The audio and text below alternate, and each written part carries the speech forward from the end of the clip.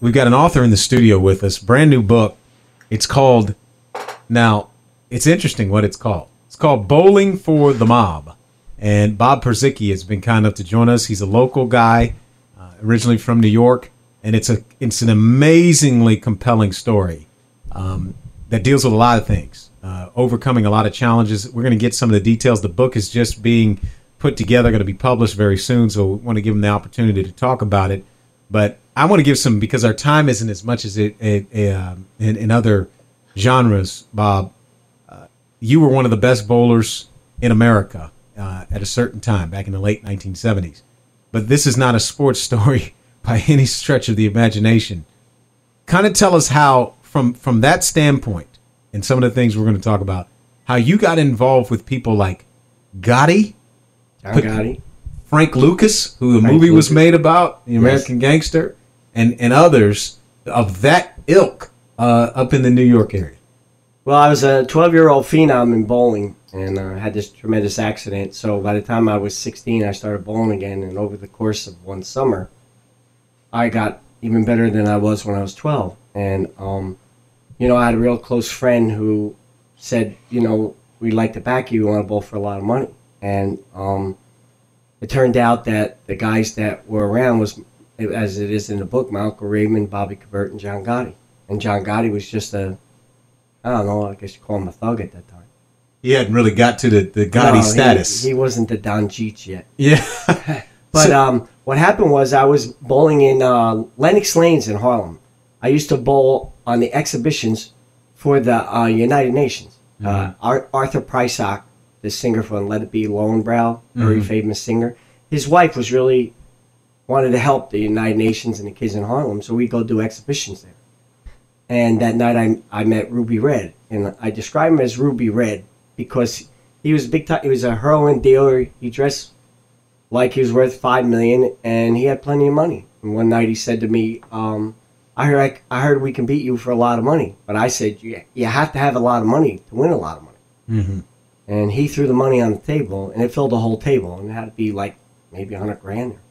In cash? In cash. I mean, this is the kind of stuff in movies, Bob.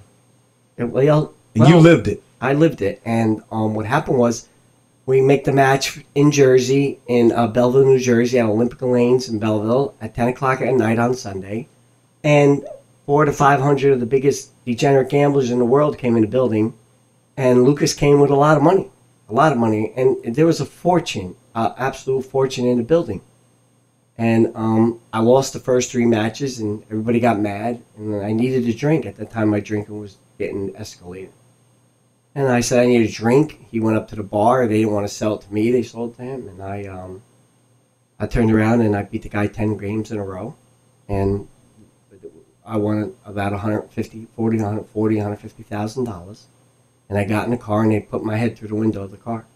After you won him $150,000? Yeah, because they were mad at me. Gotti got in the back seat. And after I watched all the mob movies, I'll never want to sit in the back seat again. Yeah.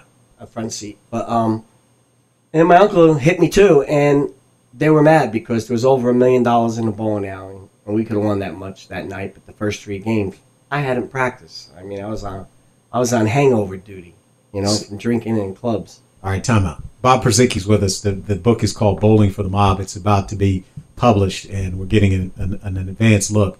We're talking about gamblers in New York City on gambling on bowling to the event of $1 million in this place.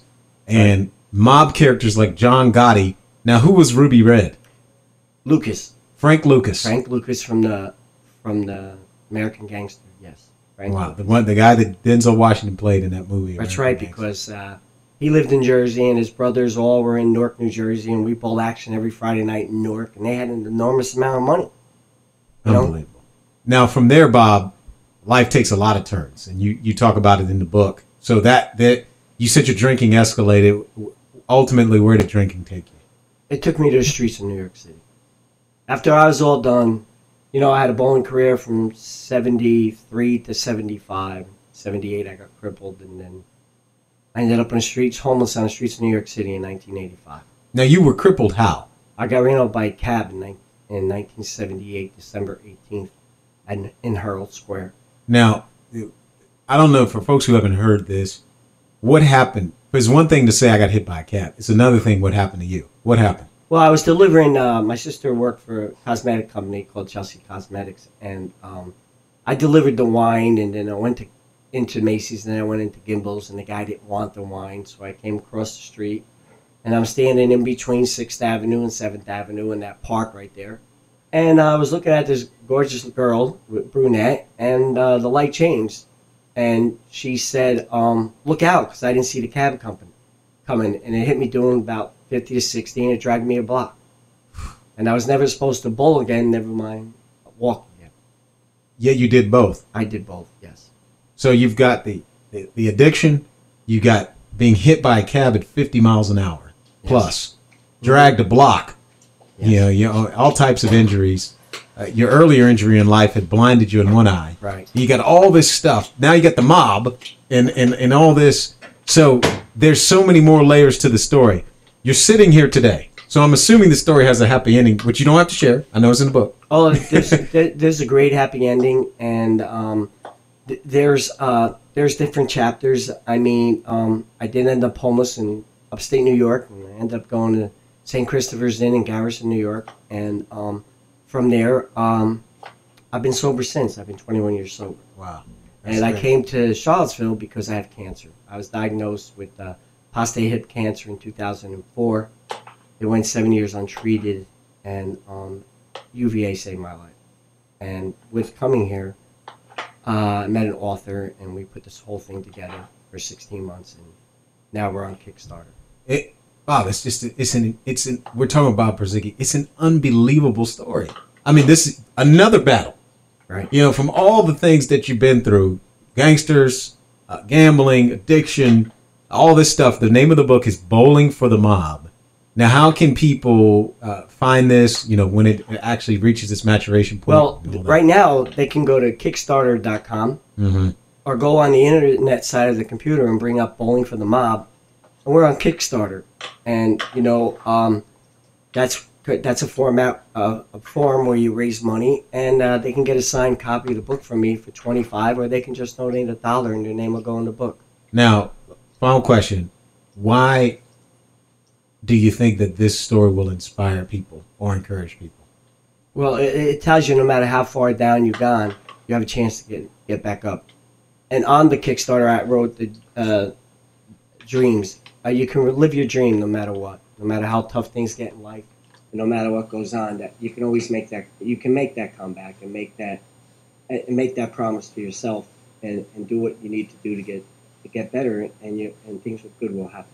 It's a great story, and glad that you're here, Bob, after everything you've been through, man. And wow. So Kickstarter.com, Bowling for the Mob. Yes.